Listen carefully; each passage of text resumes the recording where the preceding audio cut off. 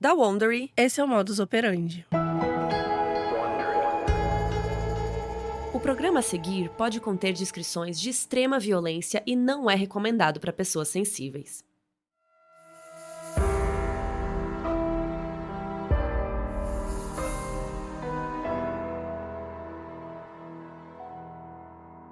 Texas, início dos anos 60. Betty era uma jovem comum, sem amigos, que sonhava em ir embora de lá e se tornar atriz. Mac era um jogador de futebol que era popular, mas assim como a Betty, ele se sentia só. Os dois engataram em um relacionamento intenso e conturbado. E ninguém fazia ideia de como isso iria acabar. Eu sou a Carol Moreira. Eu sou a Mabê. E essa é a história de Betty Williams e Mac Herring.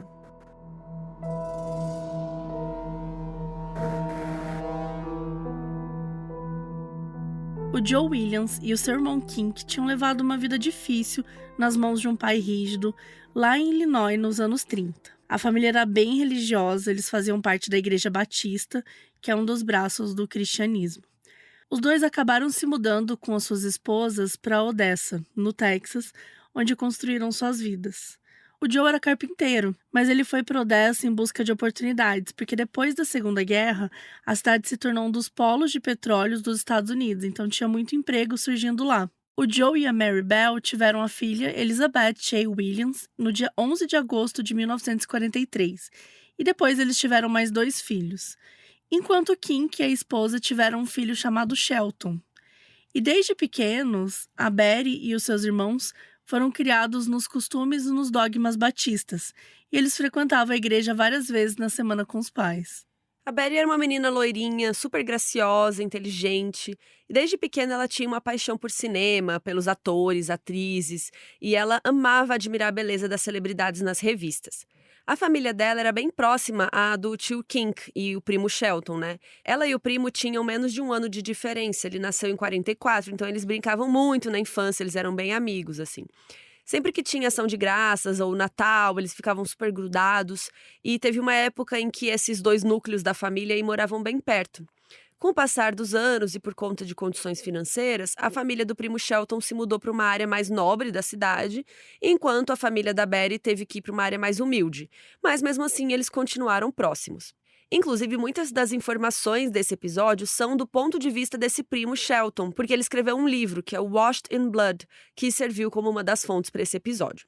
À medida que a adolescência foi chegando, a Betty foi se tornando uma jovem questionadora.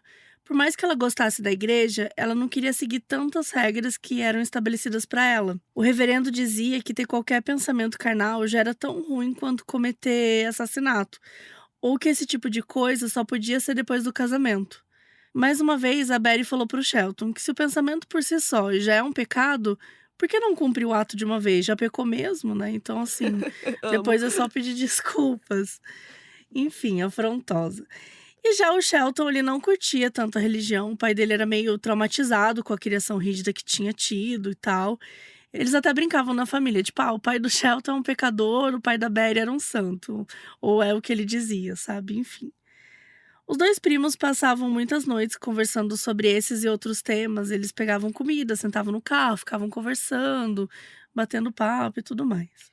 A Betty teve o seu despertar sexual lá pelos 14, 15 anos. Ela gostava de experimentar, sair com caras diferentes, e ela começou a fazer sexo. E isso intimidava um pouco o Shelton, porque ele ainda não tinha nenhuma experiência, assim. Mas, ao mesmo tempo, ele admirava muito a Betty, porque ela tocava nesses assuntos muito de boa, assim, ela falava sobre tudo. Ela sabia exatamente o que ela gostava, ela não tinha vergonha de falar isso com a pessoa que ela estivesse ficando, sabe? E se a gente for levar em conta que eles eram adolescentes lá nos anos 50, né? É bem à frente do tempo, assim, né? A Betty era muito segura de si, ela não tava nem aí. Claro que ela não falava nada disso com os pais, né? Ainda mais se eles soubessem que a Betty que ensinou o Shelton a beijar. Eles começaram a ficar escondidos aí de vez em quando. Primeiro com essa justificativa de treinamento, mas depois eles ficaram curtindo e tal, mas nunca passou nada além disso. E no ensino médio, eles iam para colégios diferentes. O Shelton estudava na Permian, que era uma escola bem renomada, e tinha um dos melhores programas de futebol americano. Então, ele era do time, ele tinha notas excelentes, participava do conselho estudantil, todo mundo amava o Shelton. E já a Betty, ela foi para Odessa High School, que era um colégio mais simples. Ela era uma menina mais solitária, ficava mais na dela, ela não tinha muitos amigos, assim. Mas ela participava do clube do teatro, ela amava estar nas peças. E ela já tinha, né, essa paixão por estrela de cinema, então ela estava sempre lendo sobre isso. E falam que ela realmente atuava bem, assim, ela até chegou a protagonizar Romeu e Julieta na escola.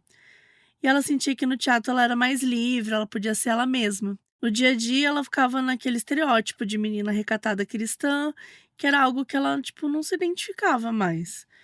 E ela começou a ficar meio ressentida do pai por conta disso. Ela achava que a cidade de Odessa estava prendendo ela. Ela queria sair dali. Ela queria ir para Hollywood, ela queria ir para outro lugar, ela queria trabalhar com arte. Enfim, ela queria ser livre, fazer o que quisesse da vida. Infelizmente, ela não conseguia criar muitas conexões no colégio. Ela achava todo mundo muito artificial, que ninguém entendia os sonhos dela e que eles só estavam conformados em seguir os rótulos sociais do colégio, sabe? Aquelas coisas de atletas, as meninas populares, os nerds e tal. Sem falar que a Odessa High School era um colégio mais tradicional, rolava muito isso da galera mais rica interagir só entre eles. E como o Shelton era um dos jogadores destaque lá, ele conhecia muita gente do colégio dela, muitos da galera popular, sabe? E às vezes, quando ele e a Betty estavam no telefone, ela falava que se alguém perguntasse, ela ia esconder que era prima dele, para não acabar com a reputação dele, porque ele era popular. E claro que ele dizia que não tinha nada a ver, que ele amava ser primo dela, que ela podia contar para todo mundo e tal. Em algum aspecto, ele era a única pessoa com quem a Betty tinha para desabafar, né, sobre essa solidão, para falar o que ela realmente pensava. O pai da Betty era um homem bem rigoroso, ele sempre colocava proibições na filha, toque de recolher, essas coisas. E tinha umas coisas assim muito específicas, tipo, ela não podia ir no cinema ver nenhum filme com Elvis Presley, porque achava que ele atentava contra a moralidade. Tipo assim, cara, enfim. Mas a Betty sempre dava um jeito de fugir dos pais e tal. Tinha uma lanchonete na cidade onde os adolescentes iam pra interagir, tipo, era o point assim do momento. E era meio perto da casa da Betty. Então ela às vezes saía escondida depois das 22 horas, né, quando já era pra estar dormindo. Daí ela ia andando, normalmente ficava com algum garoto, passeava, enfim, e depois ele levava ela de volta pra casa. Numa noite específica, a Betty foi lá e tinha muitos olhares, assim, de homens pra ela, tipo, estava bem nojento, assim, tipo, ela estava usando uma blusa branca sem sutiã, e muitas meninas também olharam pra ela com julgamento e tal. Normalmente tinha uma área que ficavam as meninas e outra os meninos. E eram os boys que tinham que tomar a iniciativa e ir lá paquerar as garotas. Mas a Betty cagava pra essas regras. Então, nesse dia, ela foi lá na área dos meninos e ficou lá conversando, numa boa. O Shelton tava lá e quando ele viu que ela tinha se tornado o centro das atenções e tal, ele sugeriu deles saírem dali, né, e dar outro rolê. E aí eles passaram a noite rodando de carro e a Betty falou que não aguentava mais esse falso moralismo da cidade, que ela queria ir embora dali e virar atriz. Uma coisa que o Shelton traz bastante no livro dele é o quanto a Betty era mais politizada do que a maioria das pessoas ali, sabe? Ela sempre estava falando sobre desigualdade social, sobre as guerras, preconceito. E um dos motivos que ela queria ser atriz era falar desses temas nas obras que ela participasse e tal. E ela achava as pessoas, em geral, muito burras. Que não bastava falar só que tal problema existe, né? Você tem que usar a arte para exemplificar, para tocar as pessoas. E nessa noite ela falou que essa seria a sua missão, que algum dia ela iria aparecer na TV e que as pessoas saberiam o nome dela.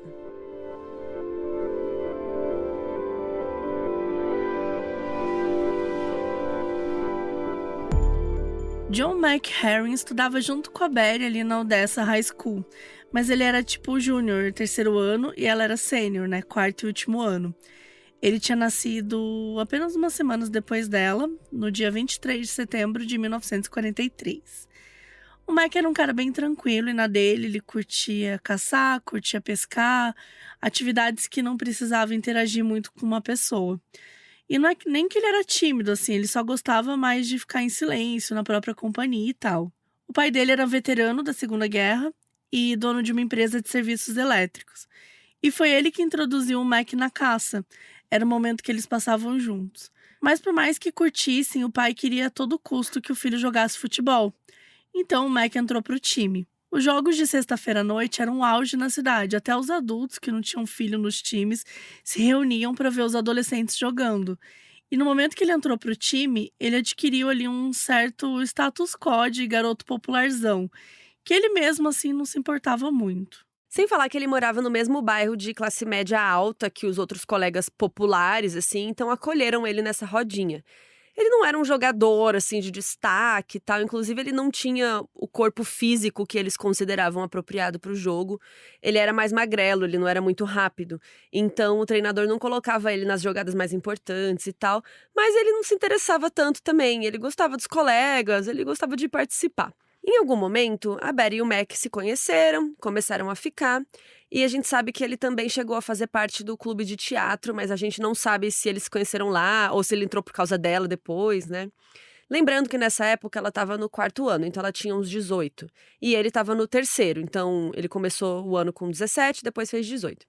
O ano escolar nos Estados Unidos começa lá para agosto, setembro. Então, tudo que a gente vai contar aqui aconteceu nesse segundo semestre de 1960 até o primeiro semestre de 61. Os dois então eram solitários, né, por motivos diferentes, e eles encontraram um certo conforto um no outro, mas era uma relação bem complicada. Para começar, era tudo segredo. A Betty tinha uma certa reputação na escola, sofria muito machismo, a galera considerava que ela não era o tipo de garota para assumir, para levar a sério. Porque ela era livre, né, gente? Ela tinha a sexualidade dela de boas, só que óbvio que isso na época assustava, como até hoje assusta. O Mac não queria sair com ela em público, não deixava ela usar a jaqueta de futebol dele, que era meio comum quando as meninas namoravam jogadores e tal. E obviamente também as famílias deles não se conheceram. Os boatos rolaram na escola, então chegou num ponto que todo mundo sabia que eles estavam juntos, via eles saindo das festas ao mesmo tempo. Rolava aquela, né, fofoca e tal, mas mesmo assim ele não queria assumir ela pra ninguém. Tipo, se alguém perguntava, eles faziam de sonso. Chegou num ponto que teve um baile e ele levou uma outra garota como par. Então, assim, né, isso deixou a Betty muito triste. Tudo isso fazia muito mal pra ela, porque ela realmente gostava do Mac. Não era só um ficante, ela queria namorar a sério com ele. E isso gerava muitas brigas, então eles viraram aqueles casais, assim, meio on e off, sabe? Terminavam e voltavam toda semana. Ela não contava tanto sobre esse relacionamento pro primo, né, pro Shelton, mas as poucas informações que a gente tem são do Shelton, né? E ele falou assim que a Betty era uma pessoa muito intensa, que todo mundo sofria com término e tal, mas parece que com ela era muito profundo, né? Porque ela já era uma menina muito sozinha, então ela não queria, né, ficar mais sozinha, ela não queria ser tratada como descartável. Uma vez ela ficou com tanta raiva do Mac por não querer assumi-la, né, que ela meio que traiu ele com outro cara, daí ele terminou. Outra vez ela viu ele dando em cima de outra menina e aí foi ela que terminou. E dessa vez o Mac que ficou ligando pra ela todas as noites até ela perdoar.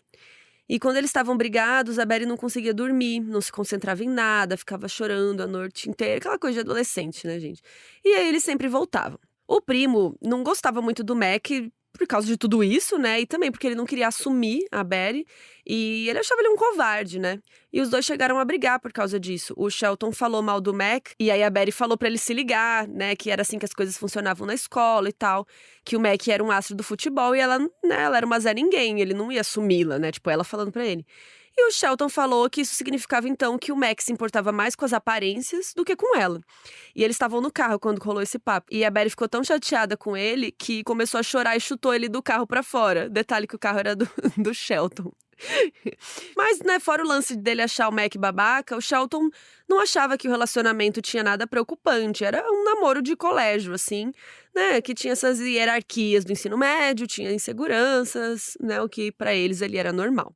A gente já falou que a atividade favorita da Betty era o teatro, né? Porque era o único lugar da escola que ela se sentia mais confortável. A professora responsável pelo clube de teatro era a mesma que dava aula de inglês e ela amava a Betty, elas se davam super bem. Ela falava que a Betty tinha potencial para se tornar uma estrela. Tanto que no 3º ano ela já estava pegando papéis principais nas produções. Mas aí chegou o 4º ano, essa professora saiu e entrou uma nova no lugar dela, a senhorita Woodward, que assumiu tanto as aulas de inglês quanto o clube de teatro. E de cara, ela e a Betty não se deram bem. Muito disso, na verdade, é porque elas tinham características parecidas. As duas eram muito confiantes, tinham opiniões fortes, eram muito intensas no seu amor pela arte. E daí meio que rolava uma briga de egos, elas ficavam dando indireto uma pra outra e tal.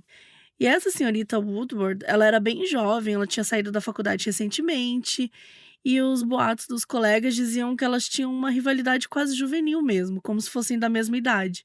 Quando tinha prova de inglês, ela fazia várias anotações nos testes de todo mundo com feedbacks. E na da Berry ela não colocava nada, só a nota na frente. Às vezes, quando a professora fazia uma pergunta, a Betty era a única a levantar a mão pra responder, daí a professora olhava, tipo, ah, alguém mais sabe a resposta? Não tem ninguém? Sabe assim, como se ela nem tivesse ali. No teatro, fizeram uma peça que a Betty amava, ela estava muito afim de fazer a protagonista. Mas a senhorita Woodward falou que ela não seria a escolha certa para o papel. Aí a Betty falou, por quê? A professora mandou um... Bom, essa personagem tem que ser bem pura e inocente, não é óbvio? Ou seja, né, ela também era idiota sobre, né, esses boatos machistas sobre a Betty, que ela ficava com vários caras, enfim. Mas olha que ridículo, né? A professora usando a vida da menina, a vida sexual, né, dela, sei lá, na frente de todo mundo, assim. A Betty ficou muito mal, ela saiu chorando, ficou puta de raiva, desabafou com o primo e com uma das poucas amigas que ela tinha. E pra piorar, a professora botou o Mac como um dos protagonistas da peça que ele nem estava afim de fazer. Nessa época eles estavam brigados e era a Betty que estava indo atrás dele pra reconquistar e tal. Mas não dava pra eles interagirem muito porque ele estava ensaiando pra porcaria da peça e ela estava trabalhando na galera dos bastidores, assim. E isso deixou ela muito mal, ela começou a achar que ela não era boa o suficiente pra estar no palco, né, não estava com ele, estava bem difícil. O início de 61 não foi bom para Berry. Além do baque do teatro, ela estava atordoada porque faltavam poucos meses para a formatura e ela precisava pensar no que fazer. Ela não queria ficar em Odessa de jeito nenhum. Ela se inscreveu na Universidade de Indiana porque lá tinha um curso excelente de teatro. Então era um jeito dela seguir o sonho e ir embora ali, né, ao mesmo tempo. Só que ela não tinha contado nada para a família sobre isso. As semanas foram passando e ela não recebeu nenhuma carta, nem de aceitação, nem de recusa. Então ela foi pensar numa opção B. Ela conseguiu um emprego numa loja de varejos, lá em Odessa mesmo, e pelo menos assim ela juntaria o próprio dinheiro, né? Quando ela foi contar pra mãe que ela conseguiu o trabalho, a mãe disse que não era uma boa ideia, porque a Betty teria que trabalhar domingo à noite e quinzenalmente nas quartas-feiras, que era quando a família ia na igreja. E a mãe não queria que ela se distanciasse da religião e tal, então elas começaram a discutir. Nessa hora, o pai chegou em casa com uma cara meio brava, assim, e a Betty perguntou o que estava acontecendo. Ele falou que estava sabendo de tudo e que não iria deixá-la abandonar a família. E aí veio a reviravolta. A carta da universidade tinha chegado e ele pegou e descobriu o que ela estava fazendo, né? E a Betty perguntou o que a carta dizia, se ela tinha sido aprovada e tal. Mas o pai falou que não importava o resultado porque ele já tinha jogado a carta fora e que ela não se atreveria a deixar a família, deixar a igreja para trás. Ela brigou, esperneou, ela disse que não se sentia bem na cidade, que ela queria sair de lá, mas ele já tinha decidido. A Betty ficou mal, saiu correndo, chorando e não tocou mais no assunto, porque ela sabia que não tinha como, né, discutir com o pai. Então dá pra gente ver como a saúde mental da Betty estava bem complicada, né, bem abalada nesses momentos, assim. Ela não tinha uma rede de apoio, ela sentia que estava condenada a passar o resto da vida em Odessa, sendo maltratada, né, fazendo nada, as pessoas, né, olhando para ela daquela forma. E a primeira vez que ela falou sobre tirar a própria vida tinha sido no Natal do ano anterior, com o primo, né, com o Shelton. Já estava rolando as tretas com a professora de teatro, ela e o Mac estavam terminados. Ela tinha dito pro Shelton que não queria mais viver e que tinha tomado uns remédios para tentar tirar a própria vida. E o Shelton achou que era meio que brincadeira, porque os remédios que ela tomou não eram tão fortes e tal. Mas à medida que os meses passaram, ela tocava mais e mais nesse assunto com outras pessoas. No início de março de 61, ela conversou com colegas de teatro. E de acordo com os relatos, ela andava nos bastidores pedindo para matarem ela. Que ela chegava falando sério, as pessoas achavam que era uma brincadeira, né? Levavam na esportiva. Mas ela falava que ela estava deprimida, que não tinha mais o MEC, que não tinha mais chance na faculdade, de carreira. Todo mundo ficava meio desconfortável, assim, ninguém sabia o que responder. E também ninguém ofereceu nenhuma ajuda pra ela, assim, nenhum suporte emocional. Então, eles começaram também a falar meio que por trás dela, tipo, comentar entre si, sabe? Ah, a Betty já foi falar com você sobre isso. E chegou no ponto de uma menina dizer pra Betty que ela tava perturbando e que se ela queria fazer tanto isso, que ela fizesse e parasse de incomodar. Mas enfim, né, gente, claramente ela estava precisando de ajuda, ela estava precisando de um acolhimento, ela não tinha uma pessoa próxima, né, uma rede de apoio, como a gente disse aqui, então tudo bem pesado. Ainda em março de 61, a Betty conversou com o Mac e pediu isso, né, que ele tirasse a sua vida. Na época eles não estavam mais juntos, mas ainda tinham um carinho, assim, um pelo outro, e ele ficou muito chocado com o pedido, ele achou que ela estava brincando. E a gente não sabe muito bem se ela insistiu várias vezes, se ele topou de primeira, mas acabou que ele aceitou e disse que ia matá-la. Eles combinaram para ser naquela semana ainda, mas a Betty não tinha certeza se ele estava falando sério, né? Se ele tinha aceitado para ela ficar de boa ou se na hora ele iria desistir. No dia 21 de março, ela ficou até a noite na escola preparando as coisas da peça e tal, só faltava uma semana para a estreia. E um cara do terceiro ano, chamado Ike Nail, deu uma carona para ela. Eles estavam meio flertando nessa época. Eles chegaram na casa dela às 10 da noite e ela deu a entender para ele que era para voltar daqui meia hora, que ela ia fingir pros pais que ia dormir e daí ia encontrar com ele. E aí rolou isso, ele voltou 10h30, ela apareceu, entrou no carro dele e os dois estacionaram ali perto, começaram a beijar e tudo mais. Foi aí que a Betty viu outro veículo se aproximando. Era o Jeep do Mac. Ela não tinha achado que ele realmente ia aparecer.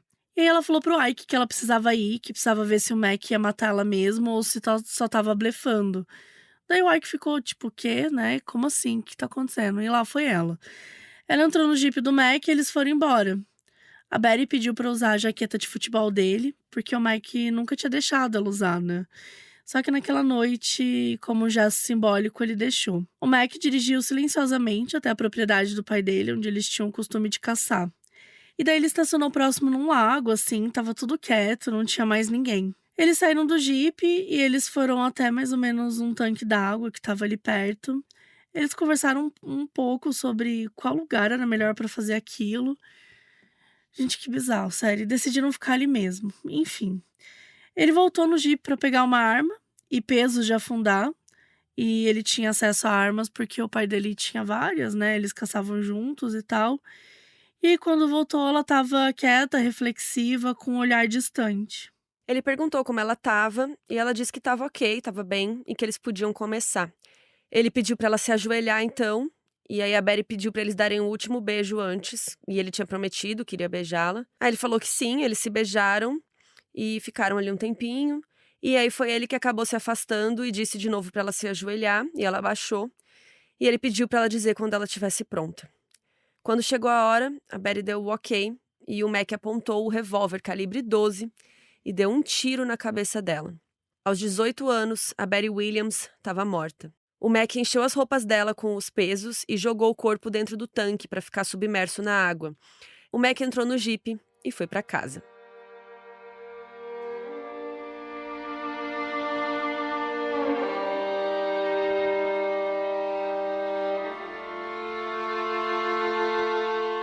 No dia seguinte, no dia 22 de março, a mãe da Betty, né, a Mary Bell, ligou desesperada para a polícia e falou que a filha dela estava desaparecida. Os policiais foram conversar com os colegas dela e aí descobriu que ela interagia mais com o pessoal do teatro, então eles começaram por eles. E aí, quando falaram com o Ike, ele contou tudo o que aconteceu na noite anterior, que tinha visto ela ir embora com o Mac. E aí foram falar com o próprio Mac. Ele inventou um álibi, disse que na noite anterior primeiro ele assumiu, né, ele falou que sim, que ele tinha dado uma volta com ela, mas que deixou ela em casa, né, depois de boas, ali por meia-noite. E pediram para ele ir na delegacia para dar um depoimento mais detalhado e em 45 minutos ele começou a chorar e ele confessou que ele tinha matado a Betty, sim. Disse que tinha sido ela mesma que pediu, que ele só tinha atendido o desejo, porque ele se sentiu mal, que ela estava sofrendo muito. Contou ainda que ela que tinha escolhido a arma. Os policiais ficaram super chocados e pediram pro Mac levá-los até o corpo, e ele fez. Guiou as viaturas até a propriedade lá e ele descreveu passo a passo como chegaram lá, como eles decidiram o lugar, que ela ajoelhou, tudo mais. O local ainda estava com marcas de pegada dos dois e tinha manchas de sangue na margem do tanque, não tinha nem como negar. Daí mandaram o próprio Mac entrar no tanque, na área onde ele tinha colocado o corpo da Betty, e ele mesmo retirar o corpo. Gente, que surto. Esse tanque é tipo uma piscininha, assim, baixinha. A gente vai deixar uma foto de exemplo no site. É um tanque de estoque que fica no chão, assim. Parece uma piscininha baixinha, assim. E aí o Mac entrou e o corpo não tinha se movido por causa dos pesos, né? Então ele conseguiu achar o corpo facilmente. E a partir daí fizeram várias perguntas pra ele e o Mac respondeu tudo meio aéreo, meio monossilábico, assim, parece que ele ficou bem atordoado. Ele falou que a Betty tinha repetido várias vezes o quanto ia ficar feliz quando morresse, que ela iria para o céu, que ela acreditava que iria para um lugar melhor, e ele disse que achava que estava ajudando ela. Mas é como se ele mesmo estivesse tentando se convencer disso também, né? Perguntaram se ele esperava ser pego e ele respondeu que sim, mas que não achava que ia ser tão rápido. A polícia pediu por uma ambulância silenciosa para não atrair a atenção da mídia. Só que não teve jeito, alguns jornalistas viram uma ambulância andando por aquela área isolada e foram seguindo mesmo assim, já querendo um furo. O Mac ainda estava lá quando viu alguns repórteres chegando e ali mesmo já começaram a entrevistá-lo. Ele foi fotografado, contou o que aconteceu, explicou que ele e a Betty tinham dado um último beijo para ele poder se lembrar dela para sempre, e foi só depois disso que ele foi preso. E a notícia se espalhou, obviamente, né, pela cidade. Imagina, no colégio não se falava de outra coisa. Só que as pessoas estavam muito mais tristes pelo Mac do que pela Betty. Porque eles falaram que ela era manipuladora, que ela tinha feito esse pedido pra ele, que agora a vida dele estava estragada, como se a vida dela não tivesse sido perdida, sabe? Tipo, muita insensibilidade. O primo Shelton estava jogando futebol quando a mãe dele apareceu do nada, entrou no campo e falou pra ele que a prima dele estava morta. O Shelton ficou mal, né, e ele escreveu no livro que ele nem se lembra como ele saiu de lá, e ele começou a se sentir culpado. Vocês lembram que os 2 beijavam, né, que ela tinha ensinado ele a beijar e tal, então depois que a Betty morreu, o Shelton ficou a família era religiosa, né, então ele meio que pensou assim: "Nossa, será que a gente cometeu um pecado e ela foi punida?". Enfim, depois ele foi percebendo que não tinha nada a ver com isso, né. Por dias não se falava em outra coisa. Como o Mac tinha falado do último beijo, os jornalistas chamaram o caso de Kiss and Kill Murder, né? Tipo, assassinato, beijar e matar. E como se não bastasse todo esse caos, a polícia descobriu por que o Mac estava tão calmo e com poucas reações assim. Gente, ele revelou que tinha uma carta da Betty assumindo a culpa pelo próprio assassinato. Alguns dias antes, quando a Betty tinha pedido pro Mac para matá-la, ele tinha levado na brincadeira, mas perguntou como ia ser para ele depois que ela morresse, porque iam querer prendê-lo. E aí, para ajudar nisso, a Betty tinha escrito uma carta para ele entregar para a polícia depois do ato. E a carta realmente tinha a grafia dela, e o estilo de palavras usados era bem o jeito que ela costumava falar ali no curso de teatro. Então, realmente não parecia uma carta falsa. A gente vai ler a carta toda, mas a tradução é nossa. Quero que todos saibam o que eu tô prestes a fazer não implica mais ninguém, de forma alguma. Digo isso para garantir que nenhuma culpa recaia sobre ninguém além de mim mesma. Tenho problemas deprimentes que dizem respeito, na maior parte, a mim mesma. Estou travando uma guerra dentro de mim. Uma guerra para encontrar meu verdadeiro eu, e temo estar perdendo a batalha. Portanto, em vez de admitir a derrota, vou bater em retirada rapidamente para a terra de ninguém, da morte.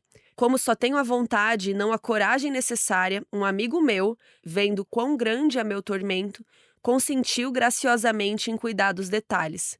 O nome dele é Mac Herring e rezo para que ele não tenha que sofrer pelo que está fazendo por minha causa. Assumo toda a culpa, pois ela recai somente sobre mim.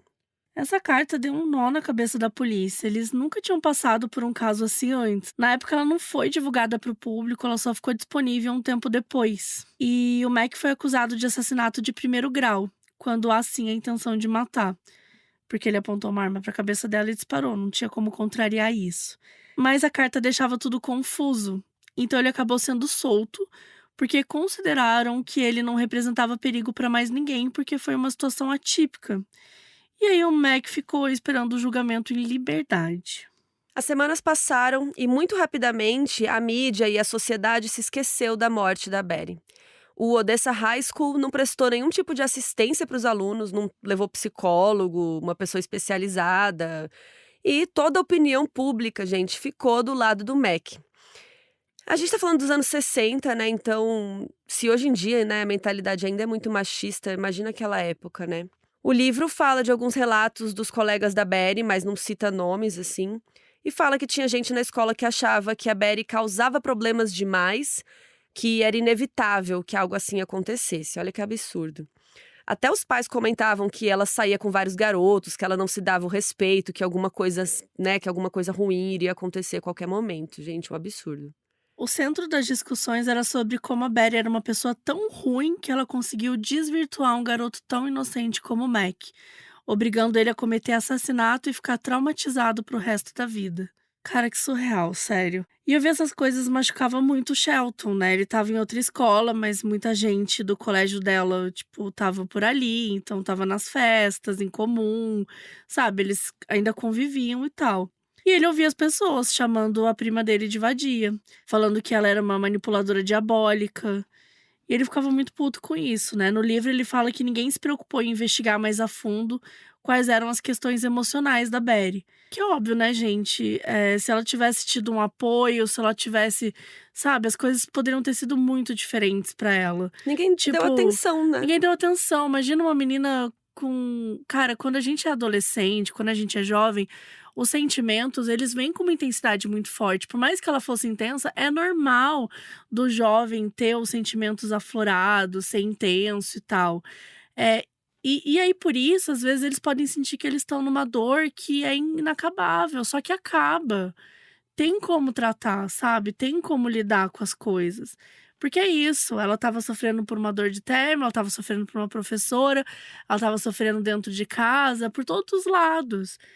Né, ela precisava de acolhimento, ela precisava de carinho, precisava se sentir protegida, sabe. E uma pessoa também aceitar dar um tiro na outra e do nada, essa pessoa vira uma vítima, quer dizer, se eu falar pra você: "Acaba com o meu sofrimento", "Ah, tá bom".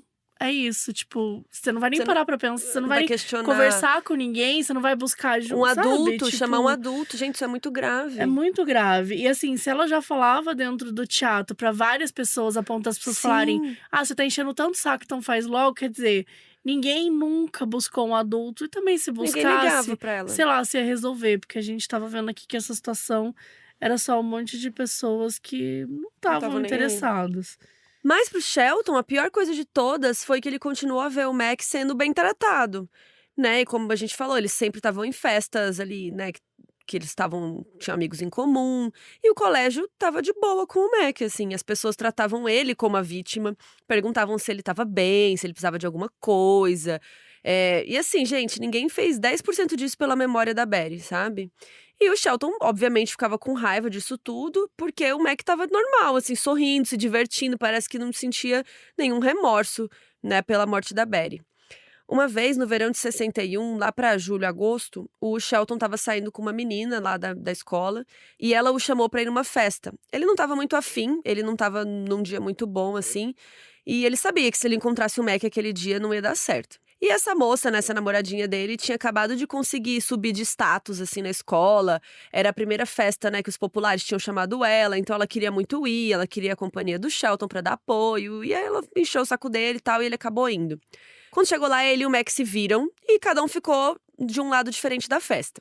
Sempre que o Shelton estava no local, as pessoas tentavam falar menos sobre a Betty, mas assim, mesmo assim ele escutava toda hora, então assim, imagina se não tentasse. Só que aí ele viu o Mac e os amigos fazendo umas brincadeiras idiotas, tipo, eles fingindo que estavam atirando nos outros e caindo no chão. E aí depois ele viu o Mac atirando fogos de artifício em direção a umas meninas enquanto flertava com elas. E ele encarou, ele achou que estava, tipo, como se o Mac tivesse tirando sarro da morte da Betty. Então ele ficou puto, ele falou pra namorada, tipo, que queria ir embora na hora e tal, porque senão ia começar uma briga. E a menina pegou e pediu pro Shelton ficar lá, e o Shelton ficou tão puto que ele deu meio que um ultimato. Falou: "Ó, ou ela ia com ele ou continuava ali com a galera babaca". E ela disse que não ia sair da festa, então ele terminou com ela ali mesmo e foi embora. E depois disso ele tentou ter o mínimo contato possível com o pessoal da Odessa High School.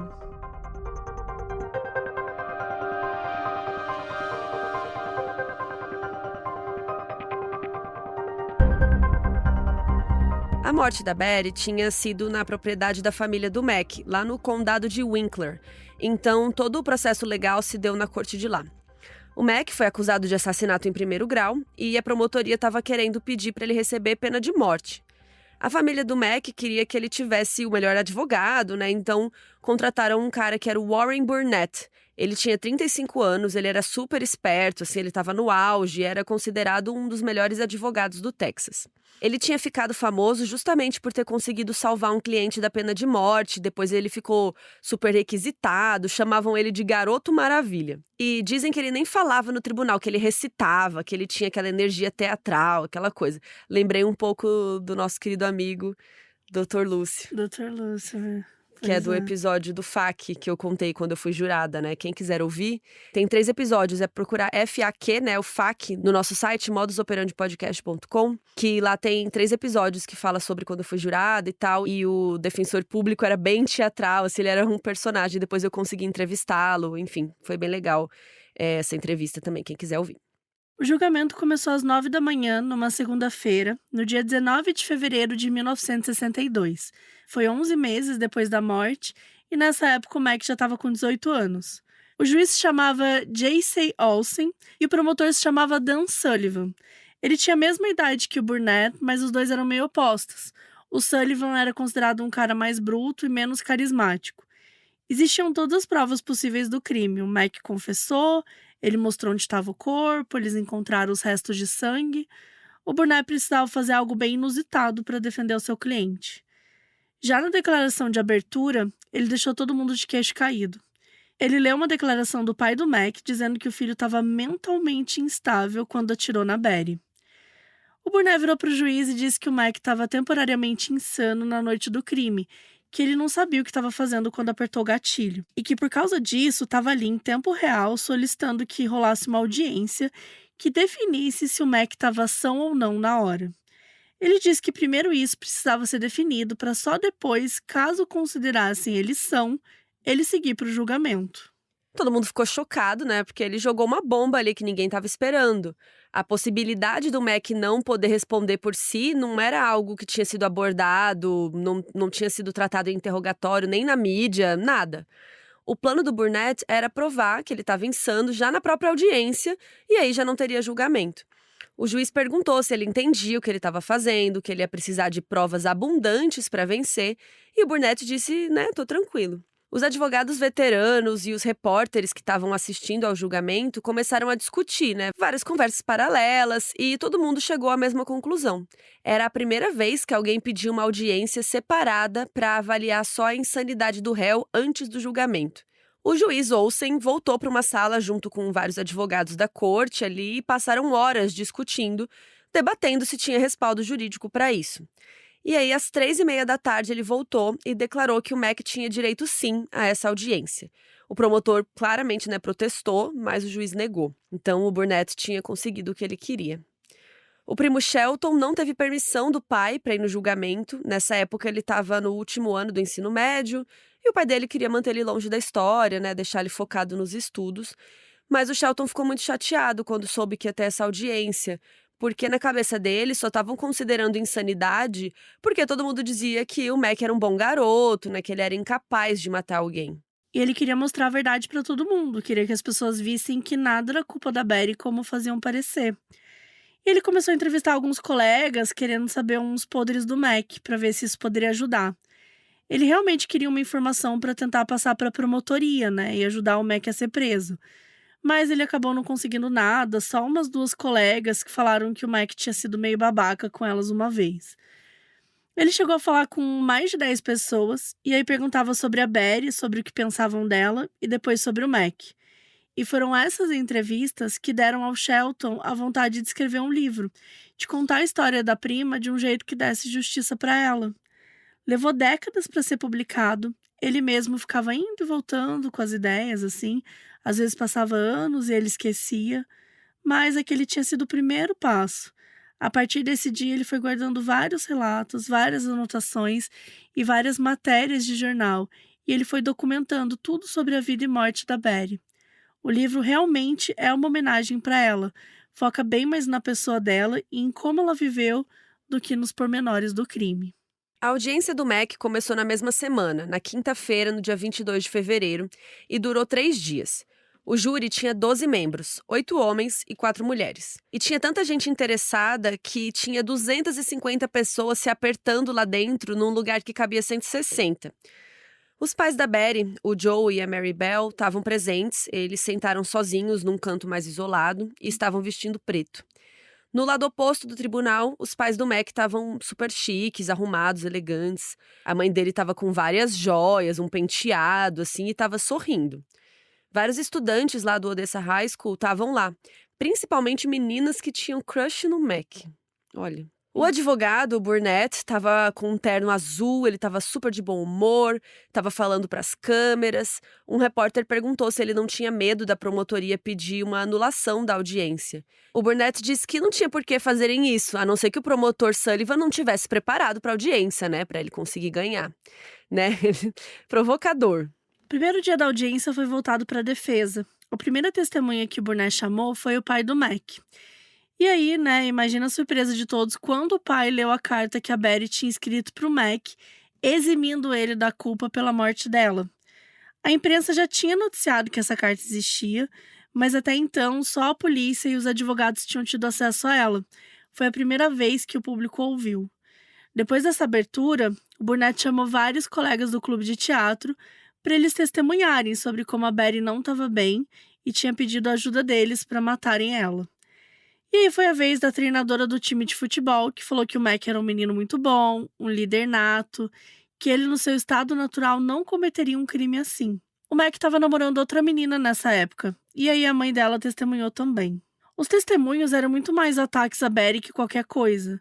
Não só defendiam o Mac, mas também falavam que ela era instável, que a presença constante dela deveria ter enlouquecido o Mac momentaneamente. E foi aí que o Burnett chamou sua principal testemunha, um psiquiatra chamado Dr. Marvin Grace. Ele disse que no exato momento que o Mac atirou na Betty, ele teve uma reação causada por algo chamado transtorno de estresse grave. De acordo com o doutor, a Betty insistiu tanto que o Mac matasse ela, que ele meio que perdeu a capacidade de pensar racionalmente e só seguiu o comando dela. O Burnett perguntou se o Mac teria como ter noção do que estava fazendo quando atirou e o psiquiatra disse que não, que naquele momento ele não conseguiria distinguir certo do errado. No DSM, né, o Manual Diagnóstico e Estatístico de Transtornos Mentais, feito pela Associação Psiquiátrica Americana, não consta nenhum transtorno do estresse grave. O que existe é a reação de estresse grave, que é o termo que era usado antigamente que virou depois o transtorno de estresse pós-traumático, né? É um termo antigo. Provavelmente era disso que o cara estava falando, até porque ele mencionou que era algo mais comum em soldados de guerra, mas que já tinha visto adolescentes com sintomas parecidos. O promotor Sullivan não confiou em nada disso e pediu para o juiz para chamarem outro psiquiatra para avaliar o estado mental do réu. Mas aí o Burnett protestou, não importava o estado mental do Mac naquele momento, né? O que importava era o estado mental no dia que ele atirou na Betty. E o juiz concordou com ele, então não sobrou muito espaço para o Sullivan. Ele questionou o doutor, perguntou se realmente deveriam acreditar que o Mac tinha os mesmos níveis de estresse de um soldado na guerra. E o doutor disse que não era sobre as circunstâncias, e sim sobre a reação. E ele seguiu calmo e tranquilo, afirmando que o Mac não tinha controle sobre o que fez. O segundo dia da audiência foi voltado para a acusação. O promotor Sullivan queria acabar com a teoria do transtorno de estresse, mostrando que existia motivação por trás do crime, que o Mac tinha feito aquilo premeditado. Ele levou para testemunhar o xerife da delegacia na qual o Mac tinha confessado o crime. O xerife contou que quando eles foram recolher o corpo da Betty, o Mac parecia insensível, frio, como se ele não se importasse com a vida dela. E disse que ele não parecia demonstrar remorso. O Sullivan focou nisso, foi fazendo perguntas que ressaltavam essa falta de arrependimento. E o xerife disse que outros policiais concordaram com ele. Daí, quando foi a vez do Burnett falar com ele só levantou, se dirigiu ao xerife e perguntou se ele ou algum dos policiais tinha um diploma de psicologia. O xerife falou que não, o Burnett só agradeceu e sentou, não perguntou mais nada. Outra testemunha de acusação foi um amigo do Mac, com quem a Betty tinha flertado quando ainda estava junto do Mac. E a ideia do promotor era fazer parecer que o Mac tinha matado a Betty por ciúmes e tal, mas o menino só falou que a Betty deu em cima dele e ele disse que não ia rolar porque era amigo do Mac, e ela mesma depois falou, verdade, né, nada a ver, melhor não. E aí, quando acabaram as testemunhas, todo mundo que estava ali assistindo concordava que a defesa tinha sido bem melhor. No terceiro e último dia, o próprio Mac sentou no banco de testemunhas. O Burnett não perguntou nada para o cliente e deixou ele à vontade para o promotor Sullivan. E aí se seguiu o que o livro descreve como uma das manhãs mais tediosas da história dos tribunais. O Sullivan não sabia o que perguntar, não sabia que linha seguir. O Mac estava muito bem treinado, então ele não conseguia arrancar nada dele. Ele passou horas perguntando se o Mac tinha ciúmes da Betty, como se sentiu com ela flertando com o amigo dele, se ele tinha sentido remorso de verdade. Perguntou se ele lembrava como foi na hora do crime. E o Mac disse que foi como um estado de sonho, que ele não conseguia lembrar de verdade, era como se ele estivesse fora do corpo. E no fim, o promotor não conseguiu desestruturar o Mac nenhuma vez e encerrou as perguntas. Teve um intervalo de almoço e em seguida os advogados fizeram suas declarações finais. Por volta das 17 horas, o júri foi deliberar e acabaram ficando até bem tarde. Já era sábado, então o juiz deu um recesso e todo mundo voltou na segunda de manhã. Aí eles ficaram mais um dia inteiro quase discutindo. Lá pelas 4 da tarde da segunda-feira, avisaram o juiz que não conseguiam chegar num consenso. O máximo que estava chegando era 10-2. E ao invés de declarar um mistrial, né, que é quando eles anulam o julgamento, o juiz pediu, vamos lá, galera, né, delibera aí mais um pouco, tenta chegar numa conclusão. E aí naquela noite chegaram com um veredito. Para eles, o Mac Herring tinha experimentado sim um momento de insanidade na hora do crime e não poderia ser responsabilizado. Ele era inocente.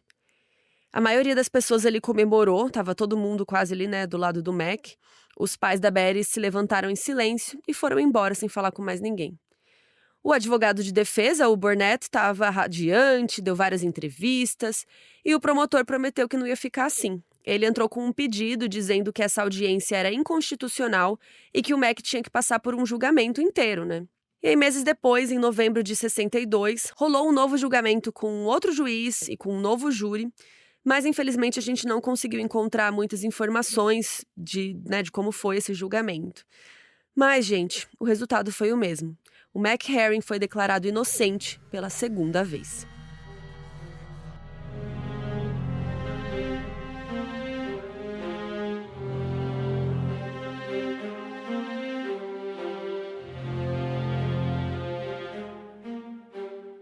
Depois do julgamento, o Mac ficou conhecido em Odessa como uma celebridade.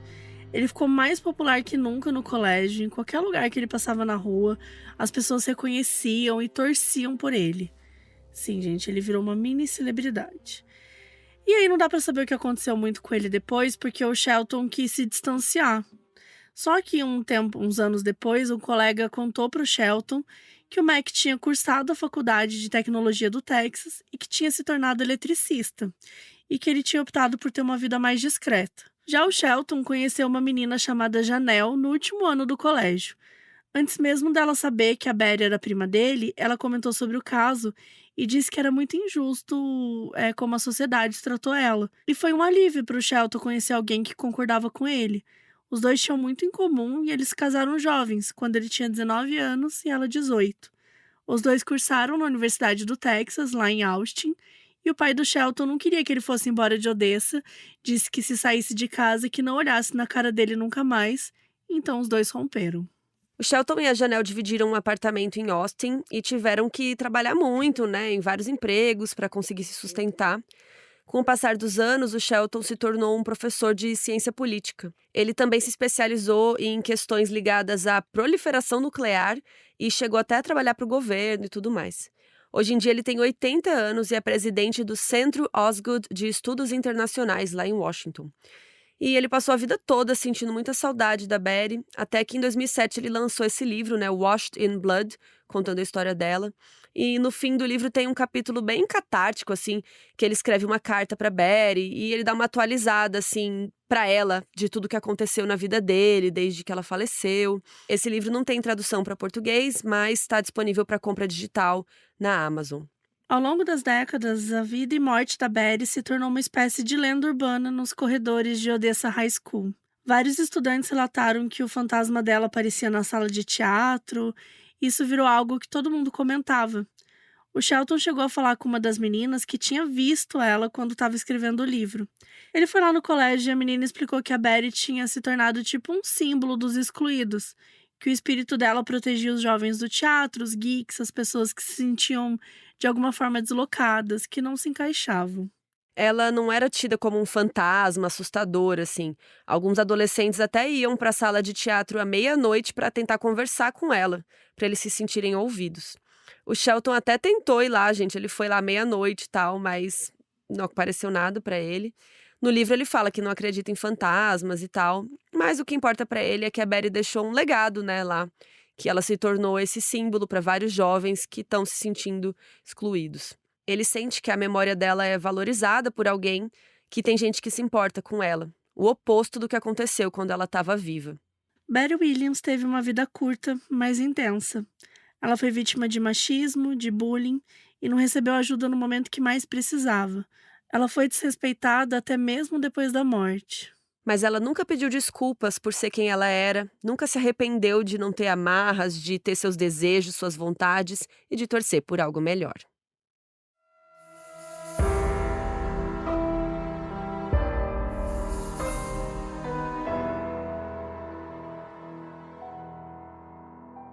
Da Wonder, esse foi o modus operandi. Produção e apresentação, Carol Moreira e Mabê Bonafé. Roteiros: Bárbara Demerov, Carol Moreira, Luiz Leite, Mabê Bonafé e Paloma Fontes. Edição, Nathalie Martins. Produção: Bruna Vilela. Trilha de abertura, Leandro Neco. Identidade visual: Felipe Banjo. Pela Wondery, a produção executiva é de Fábio Silveira, Jéssica Redburn e Marshall Lewy.